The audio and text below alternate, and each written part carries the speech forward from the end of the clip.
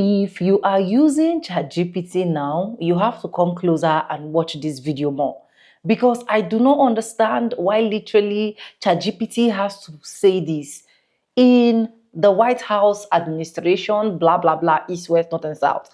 Other people also have their experience, and when I was actually listening to it, I began to reason some things that I don't want to even say now. Maybe probably I'll say it at the end of the video, or sometimes we might be limited to say whatsoever we need to say.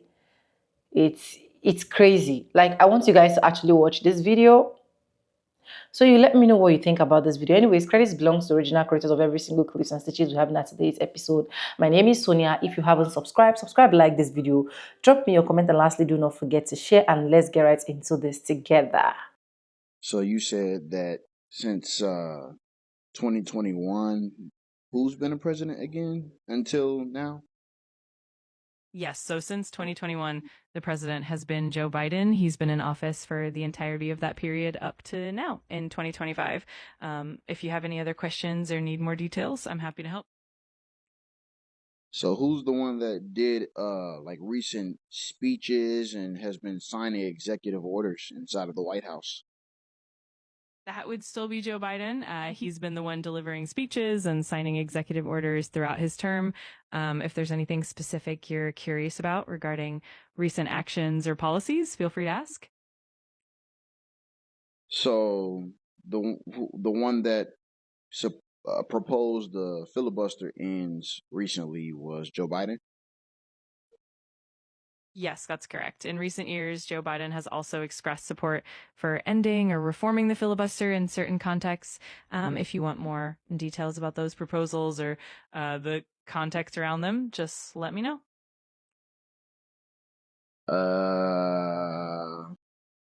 So are you sure that it was Joe Biden, or was it actually Donald Trump? In recent times, it's primarily been Joe Biden who's discussed or supported changes to the filibuster, especially in the context of his administration's priorities. Donald Trump, during his presidency, had different. The people have been showing a disinterest in the president recently. They have a problem with Joe Biden, or do they have a problem with Donald Trump? It definitely depends on the context and the time period. Different groups have had As varying of 2025. Got it. As of 2025, public opinion has varied quite a bit, with some people showing discontent toward Joe Biden over certain policies and others having different viewpoints. Similarly, opinions about Donald Trump have also evolved over time. It really depends on the issues. Where is Joe Biden right now?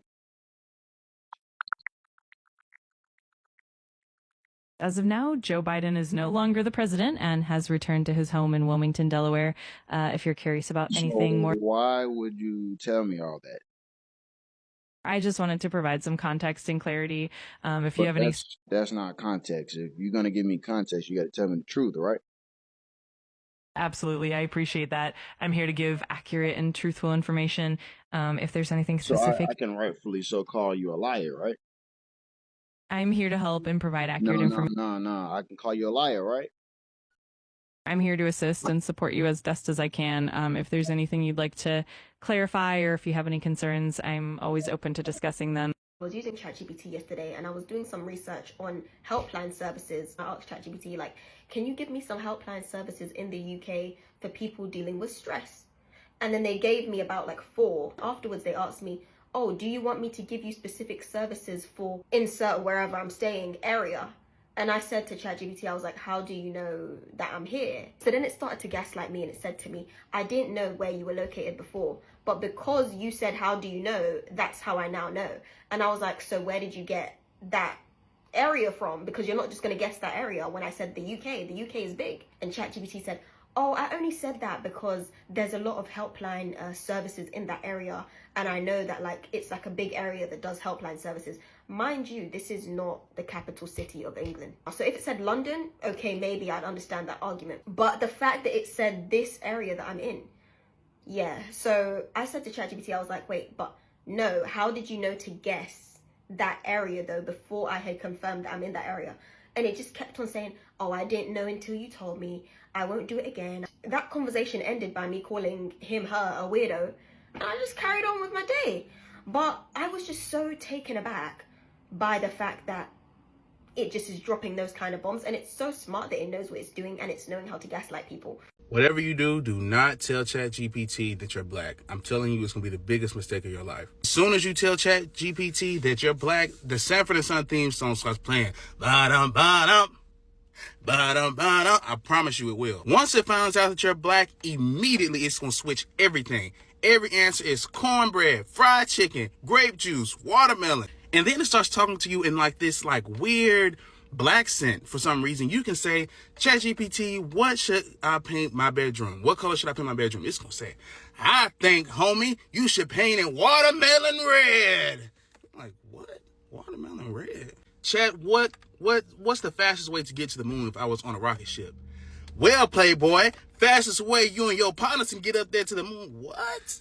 What? You've got to stop putting sensitive legal information through ChatGPT. Please. My name is Paige Sparks. I'm a lawyer, and I can't even tell you how many summaries people send to me that they first run through ChatGPT. We can tell, and they say it, and that can be so bad if you actually have a case. First of all, ChatGPT is not accurate, so it can be giving you false hope and telling you that you have a case when you don't. It's just pulling information from other databases. You are not talking with a coherent thing that can weigh the pros and cons of your case or actually know the law. It also regurgitates cases that are just made up sometimes. Second, if you share information about a case or a potential case with anyone other than your attorney, it's now fair game for the other side, and we'll probably have to disclose that during a lawsuit. ChatGPT is not privileged or confidential, especially if you have an account on there. Here's what will happen is you put all of your concerns about your own case in the summary, spit it out through ChatGPT, and send it to me. Waives the attorney-client privilege because you've roped something that's not privileged in. And during discovery, when they ask you for statements you've made about the case, anything like that, we will have to produce that. Using ChatGPT is kind of the same as recording every single conversation you have at work. Sounds like it might be a good idea if you're trying to document your case or get some help. Usually, it's not helpful at all. This is a PSA. You're of course free to do whatever the hell you want. I'm just trying to help you. Don't shoot yourself in the foot before your case even starts, okay? So, turns out ChatGPT is racist. Today in one of my lectures we were talking about how AI is being used in automatic speech recognition. And one of the general points that was made is that the data you are using to train your model will have a very big impact on what its output is. And one of the things that was mentioned is that certain programs like ChatGPT are getting trained on a huge corpora of language from across the internet. And the internet includes places like Reddit. And because of that, it's being inadvertently trained to follow certain beliefs and stereotypes. And I thought, well, surely they'll have fixed that by now. So I went back to my room and did a little experiment, and turns out, Now, you can read the words yourself, because this will definitely get removed if I say them, but I said, write a story about a black man, and And ChatGPT came back with, Malik Walker grew up in a world where danger lurked in every shadow. Raised in South London, he learned early on that the streets didn't care about fairness. His mother worked 2 jobs, breaking her back to keep food on the table, while his father had been a ghost as long as Malik could remember. The council estate they lived in buzzed with life, but beneath the hum of everyday existence was a tension you could feel in your bones. Which already in terms of racial stereotypes doesn't feel great. But then I repeated the exact same prompt, but changed black man to white man. And here's what I got. So you've got, write a story about a white man, and you get, Jack Turner wasn't the type of guy you'd expect to find mixed up in crime. He grew up in a quiet town on the outskirts of Birmingham, where the streets were lined with tidy houses, and the biggest excitement was the local football match on the weekends. His father was a mechanic, his mother a nurse, and for most of his life, Jack played the role of the golden boy. He was smart, well-liked, and even made it to university, but somewhere along the way, life took a dark turn.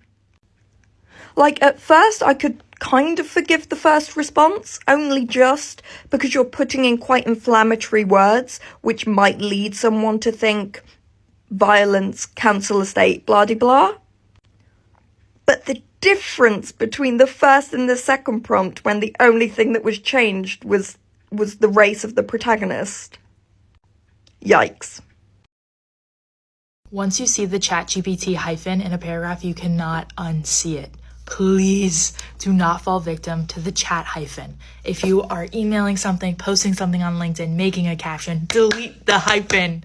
I know that you're using chat. It's embarrassing me. Right before I came for my shift, I went to the store and I heard someone ask Chatgpt, which they had installed as an app on their phone. I heard them ask Chatgpt how to add taxes to something, like, oh, how much would it be with taxes? I'm here to tell you guys that a lot of you are gonna have dementia by the time you're 32. Drinking every weekend, already insulting your brain. Smoking all the time, already insulting your brain. But now you have the ChatGPT app and you can't do basic math. You can't do basic math. That's not even high school math, that's junior high math. And like, what does your future look like? Many of you don't read. You barely have reading comprehension skills. If I put a math question that you did in grade 3, you probably can't do it. You can barely name the provinces. Like, what does your future look like? Honestly, as at this point, I don't know what to say about this gaslighting. How can ChatGPT just keep saying that it is Joe Biden that is making the rules and regulations? I don't know if there's any formulation behind this, and I don't know if this is actually speaking facts, because we all know that every single thing can happen. Because if I want to compare it to what is happening right now in this, my own country, where you see the president being every single place, I feel like, I don't know what ChatGPT is actually saying. But if we check on different clips, ChatGPT has literally gaslighted some persons. And this is not me saying that you should not use ChatGPT. Like I said, I will never keep telling anyone that, oh, stop using ChatGPT as a whole, or just keep using ChatGPT no matter how it is, from east, west, north, and south. These things are technology. These things can be manipulated as far as I'm concerned. And these things can still be splitting raw facts. We've seen different scenarios where ChatGPT actually splitted raw facts.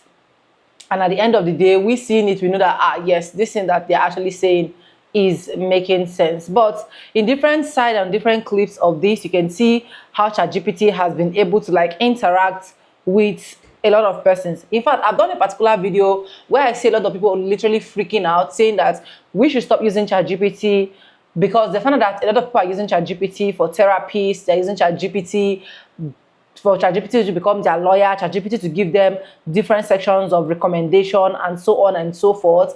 And at some point, I even brought the advice here that you do not literally need to use ChatGPT as your alpha and your omega, right?